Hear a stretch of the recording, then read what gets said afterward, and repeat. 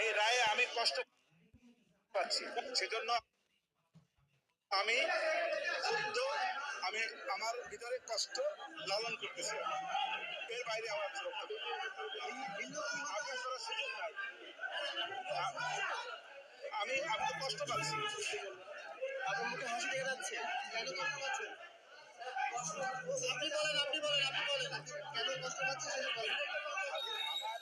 আমার এই জন্যই কষ্ট পাচ্ছি, আমার আসামির সাজা হচ্ছে সর্বোচ্চ সাজা। আমার কষ্ট দেবে না, আমি কষ্ট পাচ্ছি। আর আমার পক্ষে এই মামলায় কোনো এপিল করার সুযোগ নাই যতক্ষণ পর্যন্ত না আমার ক্লায়েন্টরা এসে মাননীয় ট্রাইব্যুনালে সারেন্ডার করবেন অথবা তারা কোনোভাবে গ্রেপ্তার হবেন। এর আগ পর্যন্ত কোনো